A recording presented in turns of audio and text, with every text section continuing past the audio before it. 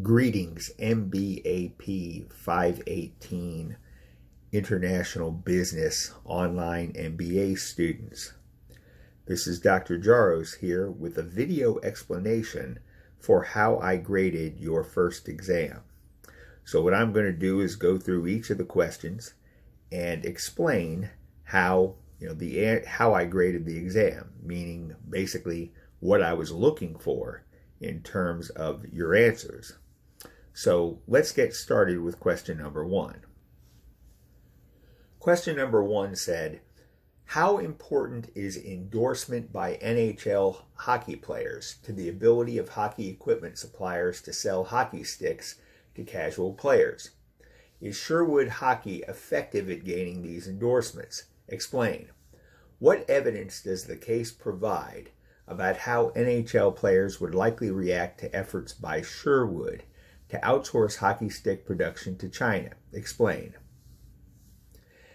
Well, let's look at the first part of that question.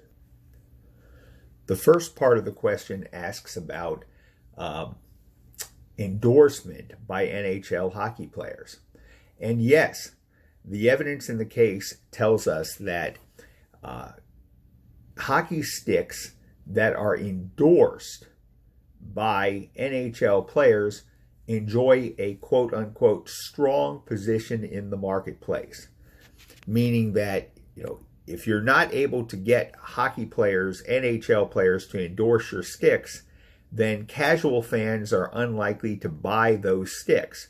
The casual fans want to identify with their favorite hockey players, and they like the idea of using a stick that is endorsed by those players.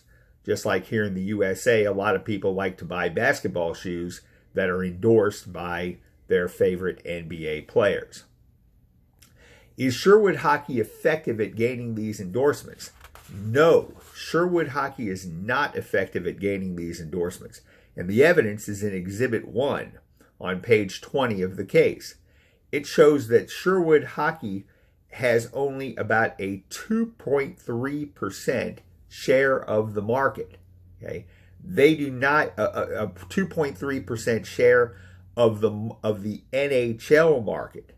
So Sherwood Hockey is not effective at gaining the endorsements of hockey players. Other companies are more effective at getting these kinds of endorsements. Lastly, what evidence does the case provide about how NHL players would likely react to efforts by Sherwood to outsource hockey stick production to China? Well, the evidence is mixed.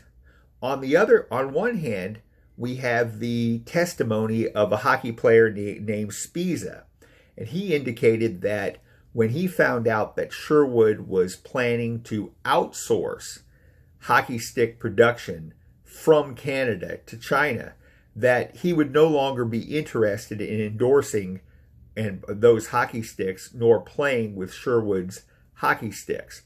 So that indicates that at least some players would not want to use the Sherwood hockey sticks and endorse them if production was outsourced to China. But on the other hand, there are companies that are much more effective at gaining an NHL share of the market, such as Easton and Bauer, and they make all of their hockey sticks in China or overseas. So if we look again at Exhibit 1 on page 20, we see that the company called Easton has a 45.1% share of the NHL hockey equipment and hockey stick market, okay? But all of their production is in Mexico and China. Likewise, Bauer has a 16% share of the NHL market. All of their sticks are made in China and Thailand. So clearly there are a lot of hockey players who are willing to use sticks that are not made in Canada. All right, let's look at question number 2. What factors determine how productive a company is likely to be? Describe one way participating in a business cluster can increase its productivity. Are there any drawbacks to participating in a cluster? Explain. Well, first of all, as explained on page 187, The productivity of a company depends on three things: the use of sophisticated methods in its business, the use of advanced technologies in its business, and the ability to offer unique products and services that are desired by companies. You need to be able to do all three of those things in order to be a productive company. About the second part of the question, describing one way that participating in a business cluster can increase its productivity, the article describes several ways that participating in a cluster can increase a firm's productivity. It can give a firm better access to suppliers. It can provide a firm with better access to employees. It can allow firms to access specialized information. It allows companies access to public goods, meaning goods provided by the government to the cluster. And it allows companies to benchmark themselves, measure themselves against competing companies that are in the same cluster to see how productive they are. And because they're in close proximity to these other companies, it allows them to increase. It generally tends to result in increased motivation on the part of the company to perform better, because the companies are literally across the street in many cases. Now, you did not have to mention and explain all of those things. The question asked you to identify and explain at least one of them to get full credit. Finally, yes, there are drawbacks to participating in clusters. One of the main drawbacks is groupthink. Oftentimes it happens that firms that are members of a business cluster tend to develop a common mindset. They tend to all think alike. And when companies think alike, they may not be very innovative. They may not be very creative. They may not be able to recognize threats to the cluster that could come in the form of competition from firms that are outside of the cluster. Also, it's possible that a cluster is built on a particular set of customer needs and demands. But if those customers' needs and demands change over time, then the values and principles that represent the business model of the cluster could become out of date and no longer relevant to the market. And also, something called technological discontinuity is a threat. It's possible that an outside company, a company that is not a member of the cluster, could come up with a brand new technology that makes the technologies of the cluster obsolete. Again, you did not have to mention all of those things, but you had to mention some of them to earn full credit. All right, let's look at question number 3. What kind of distance between countries tends to matter more in terms of volume of trade between them? Geographic or cultural administrative? Explain.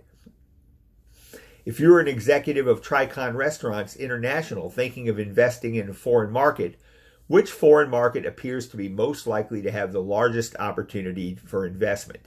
Explain. All right, let's take a look at this question.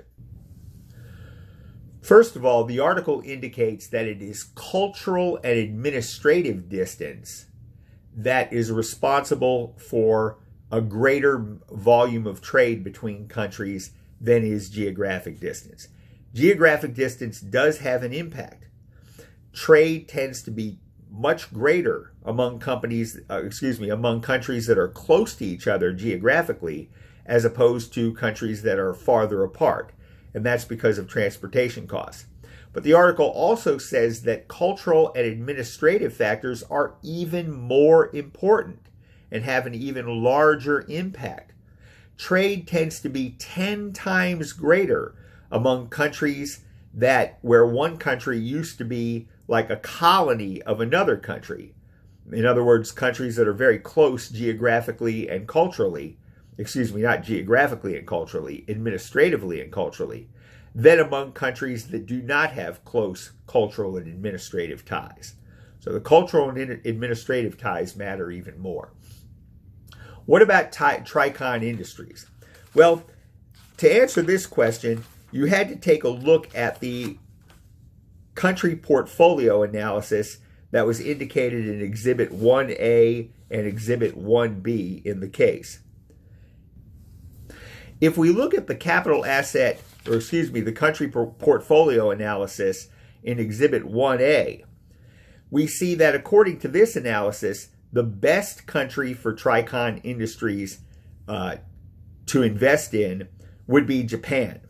If you look at the chart there, the circle for Japan is the largest one, indicating that it has the best opportunities for investment in the fast food industry, Tricon's industry.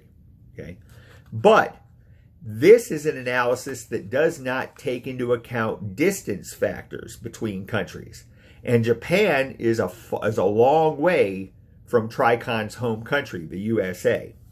So if we look at Exhibit 1B, we see that if we adjust the analysis for the distance factors that are discussed in this article, that Canada, circle number 18, okay, Canada is far and away the best opportunity for Tricon to invest in. It's not even close. Canada's opportunities are much greater than the opportunities in Japan, Mexico, and other countries that are included in the analysis. So the correct answer is Canada, and it's because the country portfolio analysis that indicates Canada is the best is the one that adjusts for the distance factors that are discussed in the article. Question number 4 says, who are United Cereal's biggest competitors in Europe? How does United Cereal compare to them as of the time of the case? Was the European market unified or fragmented across countries? Explain. Should UC introduce Healthy Berry Crunch across Europe? Explain. Well, first of all, who are United Cereal's biggest competitors in Europe? Well, the case indicates that the two largest competitors that United Cereal faces in Europe are Kellogg and Cereal Partners. How does United Cereal compare with them? Well, at the time of the case, United Cereal had 20% of the European market. Kellogg's had more. They were the number one competitor at 26%. Cereal Partners was just behind United Cereal at 17%. So the two biggest competitors were Kellogg, who was a bit ahead of United Cereal in terms of market share, and Cereal Partners, which was just behind United Cereal in terms of market share at 26%, 20%, and 17% respectively. Was the European market unified or fragmented across countries? Very much fragmented. Okay, the case indicates that countries in Europe, and there are a lot of them, differ significantly in terms of consumer tastes and preferences regarding breakfast. There are some countries where the people enjoy having meats and eggs, like sausage and bacon and eggs for breakfast as opposed to cereal. Other countries in Europe focus primarily, the consumers like cereal more than any other kind of food for breakfast. And still other countries in Europe, there was a preference for fruit and breads, like, donuts and croissants, as opposed to cereal. So there was a wide variety of taste and preferences across Europe. Some countries preferred meats and eggs, some preferred cereal, and some preferred breads and fruits. So it was a very fragmented market. And also there was a difference in terms of the priority placed on breakfast. In some European countries, breakfast was like the big meal of the day, where people would have in those countries, people would have a large, elaborate breakfast. And so those countries tended to spend a lot of money on breakfast. But in other countries, breakfast was a much smaller, meal in the context of the day, such that consumers did not spend nearly as much money on breakfast items as they did on other kinds of food. So the market was very fragmented.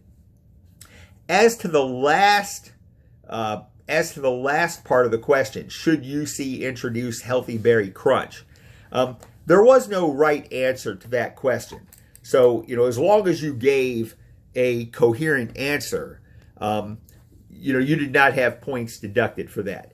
You could make the argument that they should not introduce Healthy Berry precisely because consumers across Europe vary so much in terms of their tastes and preferences, such that, Healthy Berry might end up being a very popular product in some countries, but not other countries. But on the other hand, the case does explain that there are some logistical and economic advantages to establishing continent-wide brands. Companies that can establish a continent-wide brand can achieve marketing and production synergies that increase profitability. And so in that case, if you look at it from that point of view, you could make the argument that it makes sense for United Cereal to introduce Healthy Berry Crunch as a pan-European brand. All right, I hope this video explanation has been helpful to you. If you have any questions about the exam, please feel free to contact me.